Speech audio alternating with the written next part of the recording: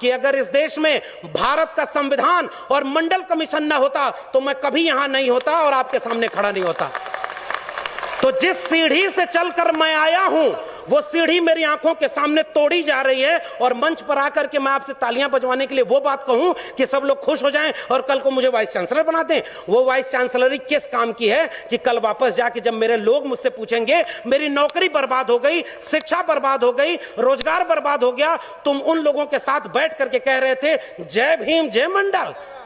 ये सबसे बड़ा खतरा है। उन लोगों को पहचानिए जो आपके वैचारिक दुश्मन हैं। मैं ओबीसी समाज से आता हूं और मैं ओबीसी समाज को एक शिकायत करता हूं। इस देश में ज्योतिबा फूले माली जाति से आते थे, ओबीसी थे। डॉक्टर अंबेडकर ने उन्हें अपना तीसरा गुरु बनाया था। शाहू जी महाराज ओबीसी जाति के थे। पेरियार चरवाहा समाज के थे। ओबीसी घरों में इनकी तस्वीरें नहीं है। शिवदयाल सिंह चौरसिया 1928 में बिहार में और उत्तर प्रदेश में आदि हिंदू सभा बनाए और जब हिंदू लोगों ब्राह्मणों के पास गए और उनसे कहे कि मैंने आदि हिंदू सभा बनाया है, इसकी मेंबरशिप ले लो, तो ब्राह्मणों ने कहा हम हिंदू थोड़े ही हैं, हम तो आर्य हैं। तब चौरसिया साहब खड़े हुए और उन्होंने वो पर्चा फाड़ के कहा जब तुम हिंदू हम हिंदू, हम तो ये समझते थे दोनों एक हैं, और जब तुम हिंदू नहीं तो हम भी हिंदू नहीं। और उन्होंने उसका नाम बदल कर कहा depressed classes league, backward classes league. 1948 में उसका लखनऊ में सेमिनार कराया और उसकी अध्यक्षता करने के लिए पेरियार और डॉक्टर अंबेडकर को बुलाया, तब जाके बहुजन एका बनी थी। बस खतरा यह है कि उन लोगों को पढ़ने नहीं दिया गया। पनवाड़ी घरों में शिवदयाल सिंह चौरसिया का नाम नहीं है। मेरे अपने यादव घरों में पेरियार ललई सिंह यादव का नाम नहीं है। पेरियार ललई सिंह यादव ने क्या कहा था, मैं उनकी बात कह के रहा हूं। बलिदान न सिंह का होते सुना, बकरे बलिवेदी पर लाए गए, न काटे टेढ़े पादप गए, सीधों पर आरे चलाए गए, विषधारी को दूध पिलाया गया, विषहीन सदा तड़पाए गए।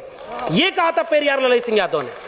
और जब त्रिवेणी संघ बना 1930 में बिहार में और बाद में अर्जक संघ बना उत्तर प्रदेश में, इन दोनों का नारा क्या था, ब्राह्मणवाद की क्या पहचान, गिटपिट बोले करे न काम, और मानववाद की क्या पहचान, ब्राह्मण भंगी एक समान। जिसमें समता की चाह नहीं वह बढ़िया इंसान नहीं, समता बिना समाज नहीं, बिन समाज जनराज नहीं। जो जमीन को जोते बोए वो जमीन का मालिक होए, सबको शिक्षा सबको काम, वरना होगी नींद हराम। हमारे डॉक्टर लोहिया ने कहा 100 में पिछड़ा पावे 100 में 60, सन सोपा ने बांधी गांठ। तब उसको जगदेव बाबू और रामस्वरूप वर्मा ने नारे को आगे बढ़ाया कि 100 में 90 शोषित हैं, शोषितों ने ललकारा है, धन धरती और राजपाट में 90 भाग हमारा है।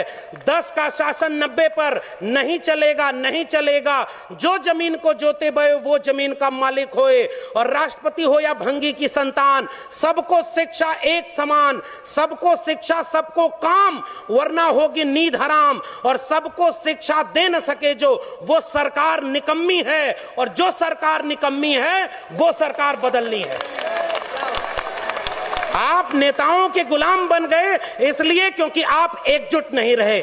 अचानक कोई नेता आके कहता है कि आप चलो हिंदू धर्म खतरे में है, अरे उससे रोक के पूछिए हमारा स्कूल और विश्वविद्यालय खतरे में है, तब तुम क्यों नहीं आए? मेरी नौकरी कोरोना में चली गई, तब तुम क्यों नहीं आए? हमारी अर्थव्यवस्था डूब गई, तब तुम क्यों नहीं आए? और 85% हिंदू तब बनाते हो जब मुसलमानों के खिलाफ दंगा कराना होता है। और उसके बाद दलित महिला थी, सुनिए, दलित महिला थी उत्तराखंड में, खाना बनाकर स्कूल के बच्चों को खिलाती थी, और दलित महिला की जाति देखकर सवर्ण बच्चों ने कहा हम खाना नहीं खाएंगे। तब हिंदू धर्म खतरे में क्यों नहीं आया?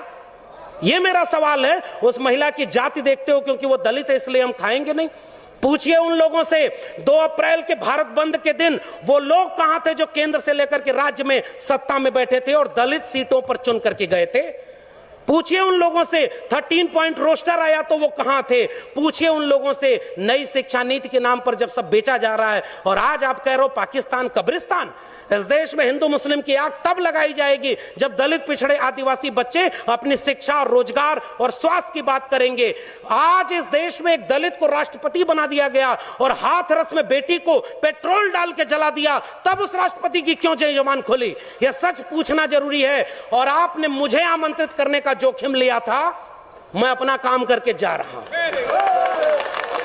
आपने ये बात जो कही थी, ऐसे मंचों पर आप हमें नहीं भी बुलाएंगे तब भी भारत के संविधान और मंडल कमीशन ने एक नौकरी दे दी है, हम वहां गुजारा कर लेंगे, हमें आपका वोट नहीं चाहिए। लेकिन मैं चाहता हूं कि इस मंच से घर जाने के बाद ये महिलाएं और बच्चियां, ये नौजवान अपने घर में अपने बाबूजी से पूछें कि आप तो धर्म को बचाने गए थे, मेरी शिक्षा, मेरी रोजगार, मेरी नौकरी और मेरे देश को बेचने वालों के साथ क्यों खड़े थे? ये सवाल आपसे पीढ़ियां पूछेंगी। मैं जानता हूं कि मेरी बातों का कोई असर नहीं होगा, पता नहीं अगली बार आप बुलाएंगे भी कि नहीं बुलाएंगे, लेकिन मैं ये बात कह के जा रहा हूं। जंगल में आग लगी, चिड़िया पानी डाल रही थी और कुछ चिड़िया उस पेड़ से उड़ नहीं रही थी। कविता लिखी है कि आग लगी इस वृक्ष को, जलने लागे पात, उड़ते क्यों नहीं पक्षियों जब पंख तुम्हारे पास। उन पक्षियों का जवाब ध्यान से सुनिएगा, फल खाएं इस वृक्ष का, गंदे कीन्हे पात, धर्म हमारा यही है, जले इसी के साथ। आपके लोग आपको छोड़ करके जो चले गए अपनी सत्ता और कुर्सी के लिए, बाबा साहब के सबसे अच्छे वारिस, सबसे बड़े वारिस ने एक किताब लिखी है, उसको पढ़िएगा, चमचा युग। उस किताब में कई किस्म के चमचे लिखे हैं। 1932 में पूना पैक्ट, आज लोग कहते हैं गांधी बनाम गोडसे, गोडसे की मूर्ति और गोडसे के नाम पर इस देश में दंगा। बाबा साहब ने कहा, और यह बात हमें समझनी चाहिए, अपने पुरखों का केवल नाम लेके फोटो पर माला चढ़ा रहे हैं, नौजवानों की पीढ़ी को समझाइए, नहीं तो कल को आज रामायण देख रहा है टीवी पर, कल राम मंदिर बनवाने चला जाएगा, आपका घर लुट जाएगा, वहां आप खड़े हैं। तब डॉक्टर अंबेडकर रोए थे, पूना पैक्ट जब करके आए। गांधी को 3 गोलियां मारी थी उन लोगों ने जो आज शासन कर रहे हैं। वो हमसे कहते हैं हमारे पुरखे ने गांधी की जान बचाई है, उन्होंने 3-3 गोलियां गांधी के सीने में मारी है, हम वो लोग हैं। और आखिरी बात कह के जा रहा हूं, इस देश में बहस चला रही है गांधी बनाम गोडसे, आप गांधी के साथ हैं कि गोडसे के साथ हैं?